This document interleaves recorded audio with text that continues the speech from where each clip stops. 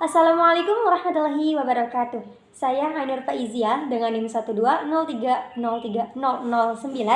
Di sini saya akan mereview materi dari pertemuan 1 sampai pertemuan 7 sebagai tugas ujian tengah semester tahun ajaran 2021 sampai 2022 mata kuliah Hukum Konstitusi.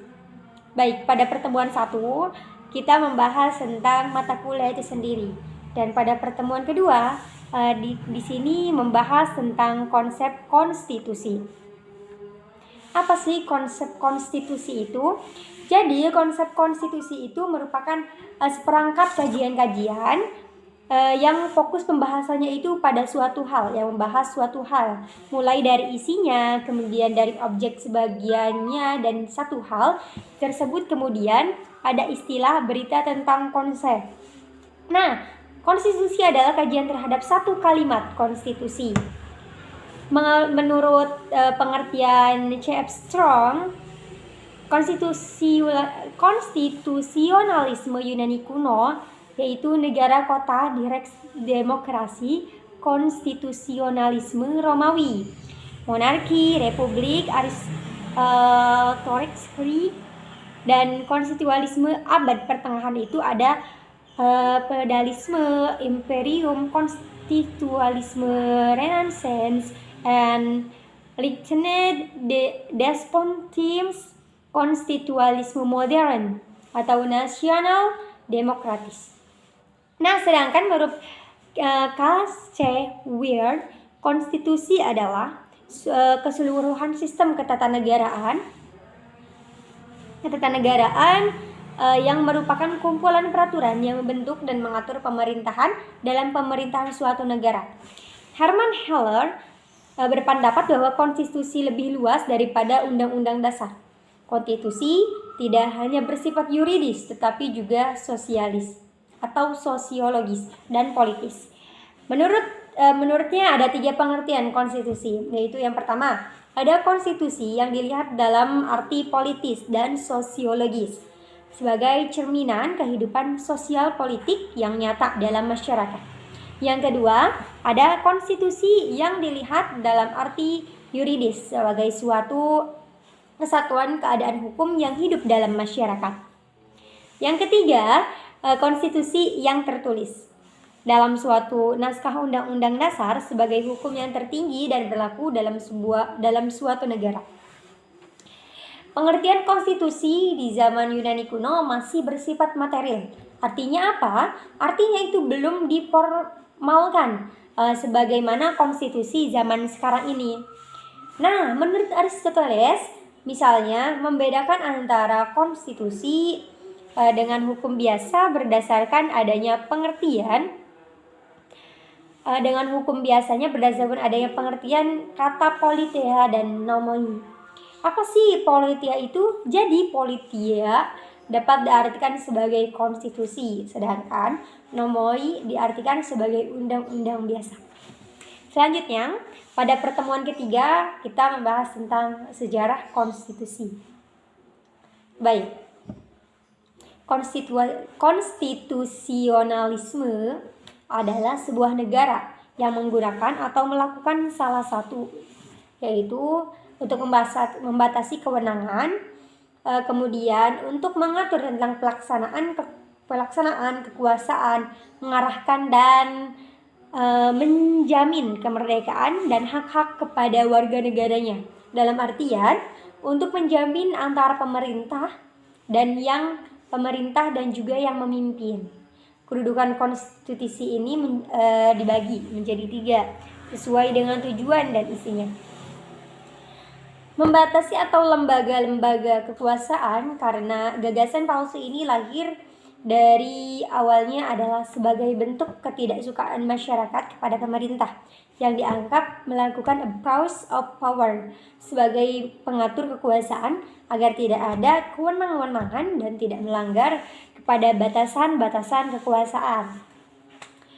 Penyamaan hak adalah untuk menjaga dan menyelamatkan apa yang disebut dengan hak asasi manusia, dan ini merupakan hal yang sangat sakral dan yang sangat penting. Sejarah awal mula konstitusi yaitu pada sebelum Masehi, Socrates 470 sampai 399 sebelum Masehi. Zaman Plato 429 sampai 347 sebelum Masehi. Dan zaman Aristoteles 384 sampai 322 sebelum Masehi. Nah, aliran-aliran konstitusi rule of law atau Anglo-Saxon. Anglo-Saxon merupakan kelompok yang ada sejak abad ke-5. Negara-negara yang termasuk Anglo-Saxon diantaranya itu ada Britania Raya dan negara yang lainnya ada di Britania. Aliran Reichsstadt, aliran ini merupakan kebalikan dari aliran Anglo-Saxon. Jadi aliran ini menghendaki bahwa hukum dasar ini haruslah terkodifikasi. Baik, pada pertemuan 4 kita membahas tentang konstitusionalisme, yaitu paham atau kepercayaan yang menjadi spirit bernegara yang menentukan karakteristik penyelenggaraan negara. Ada asas-asas atau ciri-ciri dari sebuah negara hukum, yaitu yang pertama ada asas pengakuan dan perlindungan hak asasi manusia, yang kedua ada asas legalitas, yang ketiga ada asas pembagian kekuasaan, yang keempat ada asas peradilan yang bebas dan tidak memihak, dan tidak memihak. Yang keempat, yang kelima ada asas kedaulatan rakyat, yang keenam ada asas demokrasi, yang ketujuh ada asas konstitusional, dan selanjutnya ada proses yang terjadi dalam pembentukan konstitusi, antara lain yaitu ada given, yang kedua ada on purpose, yang ketiga ada revolution. Pada pertemuan kelima kita membahas tentang isi dan sifat konstitusi. Isi konstitusi menurut Caseware yaitu ada yang pertama struktur negara atau alat perlengkapan negara, hubungan kekuasaan, hubungan negara dengan warga lain. Yang selanjutnya ada negara federal, wewenang pemerintah federal dan bagian, wewenang semua pemerintah bagian secara limitatif. Menurut Sylvia Strong, yaitu kekuasaan pemerintahan, hak-hak yang diperintah dan hubungan antar yang diperintah dengan yang memerintah. Progresif yaitu daya penyesuaian pada perkembangan masyarakat. Pada pertemuan ke-6 kita membahas tentang nilai konstitusi menurut pendapat para pemikir. Ada 3 yaitu sebagai berikut. Yang pertama ada nilai formatif. Apa sih nilai formatif itu? Yaitu penerimaan segenap rakyat suatu negara terhadap konstitusi yang benar-benar murni tanpa adanya penyelewengan sedikit pun. Selanjutnya ada nilai nominal, yaitu kenyataan sampai di mana batas-batas berlakunya itu. Yang batas-batas berlakunya itu yang dimaksud dengan nilai nominal suatu konstitusi. Yang ketiga ada semantik. Apa sih? Jadi semantik itu ketika kita melakukan sesuatu dengan penuh tapi hanyalah sekedar memberi untuk normalisasi dari tempat yang telah ada untuk melaksanakan kekuasaan politik. Adalah konstitusi yang memiliki nilai bila mana kondisi tersebut dibutuhkan untuk mewujudkan kehendak politik. Dominasi politik sangat kuat pada nilai semantik. Nah, pada pertemuan ke-7 tadi kita sudah membahas nilai-nilai konstitusi. Yang pertama nilai normatif, yang kedua nominal, yang ketiga ada nilai semantik.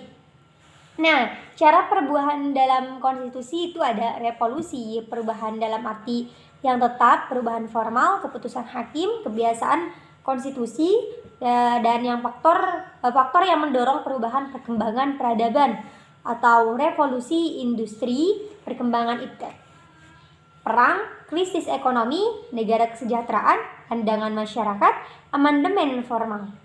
Dan pada umumnya konstitusi itu bersifat kaku atau rigid dengan tujuan konstitusi dirubah hanya dengan pertimbangan yang matang, bukan karena alasan yang sederhana ataupun yang semampang.